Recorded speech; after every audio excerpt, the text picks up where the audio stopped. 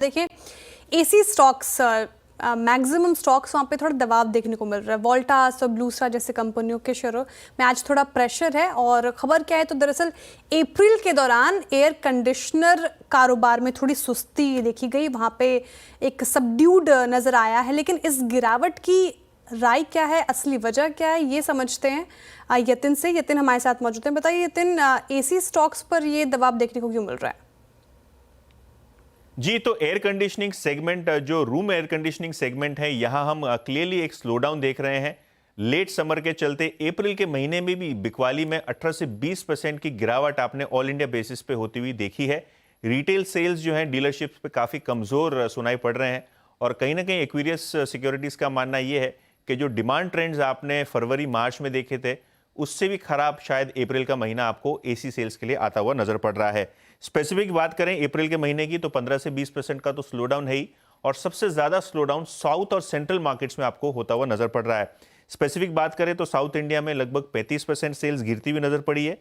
हालांकि वेस्ट और north markets, खास करके दिल्ली और मुंबई के मार्केट्स में थोड़ा बहुत ग्रोथ का माहौल देखने को मिल रहा है, क्योंकि समर का ऑनसेट जो है अप्रैल से शुरू हुआ था, तो पिकअप हुआ है सेल्स। हालांकि अगर हम ईस्ट की बात करें तो जो अनसीजनल रेंज हैं, यहाँ डिमांड का असर आपको पड़ता हुआ नजर पड़ रहा है। स्पेसिफिकली वेस्ट बंगाल के मार्केट्स भी थोड़े बहुत वीक दिखाई पड़ रहे हैं। और क्योंकि एसी के सेल्स अनुमान के हिसाब से नहीं है, डीलरशिप्स पे इन्वेंट्री बढ़ रही है, जिसके कारण डिस्काउंटिंग भी आपको एयर कंडीशनिंग सेगमेंट में कंपटीशन के साथ बढ़ता हुआ नजर पड़ रहा है। रीजन वाइज अगर हम ब्रेकअप की बात करें तो तमिलनाडु, केरला में लगभग 40% साल दर साल बेसिस एसी के सेल्स में कमी आई है। और कहीं ना कहीं अनसीजनल रेन के कारण, जैसे कि मैंने पहले कहा, उड़ीसा हो या वेस्ट बंगाल हो, यहाँ सेल्स में असर देखने को मिला है। गुजरात के मार्केट्स में 15% की डिमांड बढ़ी है, महाराष्ट्र में 10% से डिमांड बढ़ी है, और सबसे ज़्यादा नॉर्थ मार्केट जो हरियाणा, एनसीआर और दिल्ली के मार्केट्स हैं, यहाँ एसी के सेल्स 25% बढ़े हैं, जो कि एक फेस सेविंग मूवमेंट है इंडस्ट्री के लिए। अगर हम शेयर प्राइस परफॉर्मेंस की बात करें तो क्लियरली जो कमज़ोर सेल्स हैं उसके कारण शेयर प्राइस परफॉर्मेंस पे भी असर देखता हुआ आप देख रहे हैं। और अगर हम वोल्टास की बात करें तो एक महीने में वोल्टास का शेयर 16% गिरा है, जबकि ब्लू स्टार के शेयर में लगभग 20% की गिरावट दर्ज हुई है। तो इसी की सेल्स रिलेटेड स्टॉक्स पर एक प्रेशर, सेल्स में कमी आई है, पूरा निष्कर्ष निकालूं मैं यतिन आपकी बातों का। बहुत शुक्रिया आपकी जानकारी के लिए।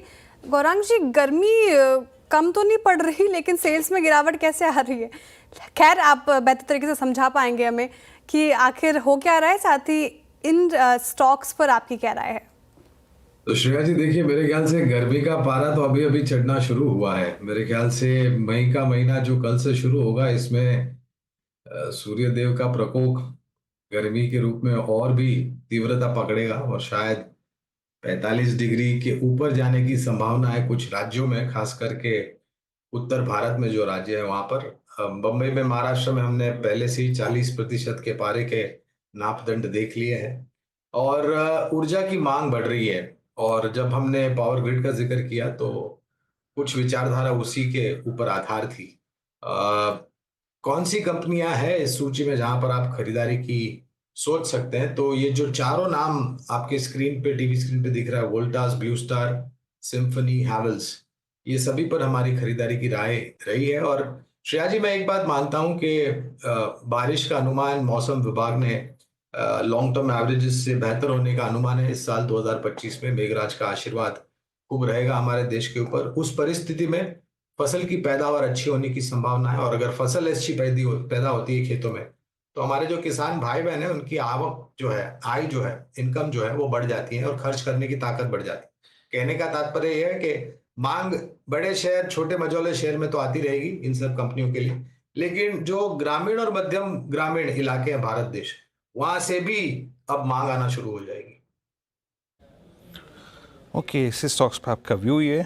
और चलिए अब इनसे बाहर निकलते हैं। अब थोड़ा सा हल्का सा बाजार को देखते हैं, बाइसेक्ट करते हैं। आई थिंक ये फोर्थ डे है इस सीरीज़ का।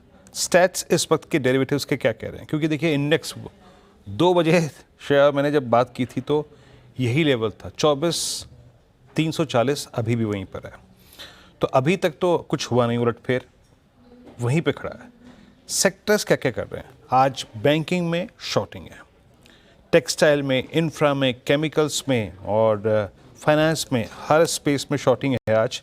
इवन अगर आप देखें तो पावर, टेक्नोलॉजी, मेटल्स, ऑटोमोबाइल्स सब में शॉर्टिंग है। लॉन्ग बिल्डअप है रियलिटी स्पेस में, ऑयल एंड गैस स्पेस में, थैंक्स टू रिलायंस और एक टेलीकॉम में। अच्छा, रिलायंस को लेके आइए। रिलायंस का बिल्डअप आज एक बार फिर से बहुत स्ट्रॉन्ग है। It's I think closer to 1410। एक छोर से बाजार को संभाला हुआ है रिलायंस ने। अच्छा, रिलायंस पर आपका व्यू क्या है इस वक्त?